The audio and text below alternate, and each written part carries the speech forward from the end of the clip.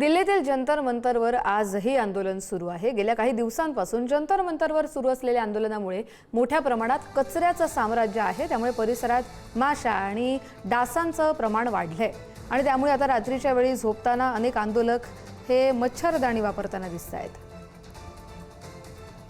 मागील 28 दिवसांपासून दिल्लीतल्या जंतर मंतर या ठिकाणी आंदोलन सुरू आहे।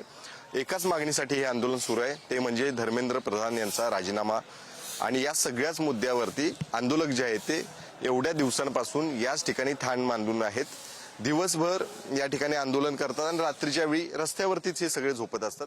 आज मात्र एक वेगळी परिस्थिती या सगळ्या ठिकाणी पाहायला मिळते, ते म्हणजे मच्छरदाणी मोठ्या प्रमाणात दिसत आहेत।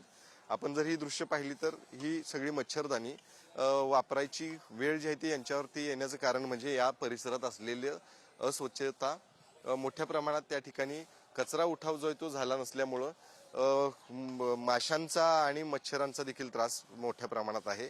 विशेष करून माशांचा त्रास मोठ्या प्रमाणात असल्यामुळं या सगळ्या मुलांना मच्छरदाणी जी आहे ती वापरायची आता वेळ आलेली आहे। या सगळ्यांच्या अंगावरती किती मोठ्या प्रमाणात मच्छर आहेत ते आपल्याला दृश्यांमधून दिसत असेल।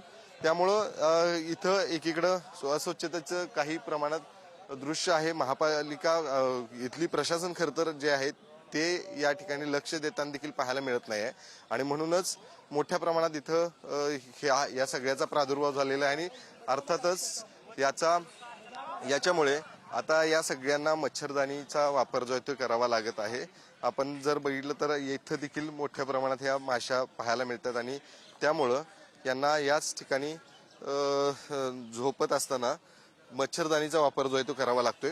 त्यामुळे निश्चित एक वेगळं वातावरण गेल्या काही दिवसांपासून या जंतर मंतर परिसरामध्ये दिसत होतं। त्यामध्ये आता मच्छरदाणी देखील मोठ्या प्रमाणात दिसत आहेत आणि त्याच्यापासून आपला बचाव, माशांपासून बचाव देखील करताना ही सगळी आंदोलक तरुण मुलं जी आहेत ती या ठिकाणी पाहायला मिळत आहेत।